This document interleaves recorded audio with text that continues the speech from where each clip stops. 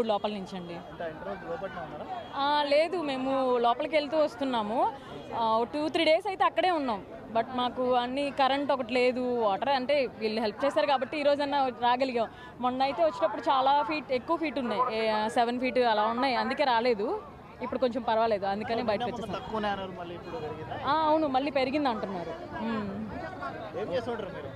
నేనా volunteer. Actually job పర్పస్గా వచ్చాను, but నీళ్ళల్లో ఎక్కువ దిగకూడదని దిగలేదు అంతే. ఇవాళకి ఇంట్లోకి వరద నీరు చేరి ఇవాళకి 6వ రోజు అన్న. ఇంతవరకు ఇంటికి ఏది రాలేదు. మేమే ఇక్కడికి వస్తున్నాం, తీసుకొని వెళ్తున్నాం, అవుతున్నాం. మా ఇంట్లో ఏ వస్తువు అనేది మిగలలేదు. ఒక మంచం కానీ, ఒక సోఫా కానీ, మా నాన్నగారి బండి కానీ, నా బండి కానీ ఏది లేదు.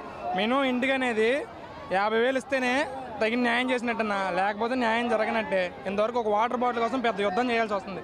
మీరే చూస్తున్నారుగా, మొత్తం ఒక చిన్న వాటర్ బాటిల్ కోసం పెద్ద యుద్ధం. పోలీసు వాళ్ళు ఒక వాటర్ బాటిల్ తీసుకుంటే అది అంటున్నారు, ఇది అంటున్నారు. వాళ్ళు డ్యూటీ చేస్తున్నారు, ఎవరిని ఏమనలేము. కాబట్టి మీరే త్వరగా. మీ ఇల్లు ఎక్కడ? రాజీవ్నగర్ అన్న. రాజీవ్నగర్ లోపల మొత్తం మా కాలనీ మొత్తం మునిగిపోయింది. మా ఇళ్లలోకి ఇంత ఎత్తు నీరు చేరింది. తగ్గినాయి, మళ్ళీ ఇవాళ ఉదయాన్నే నీరు చేరినాయి అన్న. ఇవాళ ఉదయాన్నే మళ్ళీ నీరు చేరినాయి. నిన్న మొన్న ఏం లేవు, మళ్ళీ ఇవాళ ఉదయాన్నే నీరు చేరినాయి. మళ్ళీ యథావిధిగా వచ్చేసినాయి. ఇంట్లో నీళ్ళు కానీ, ఇంట్లో తినడానికి కానీ ఏమీ లేవు. బయటికి రావడం, ఏమైనా దొరికితే తీసుకెళ్ళడం, తినడం, రావడం అంతే తప్పించి గవర్నమెంట్ నుంచి వస్తుంది అయితే మాకు దగ్గరికి అయితే ప్రస్తుతానికి ఏమీ లేదు. గవర్నమెంట్ ఏమైనా న్యాయం చేయాలి త్వరగా.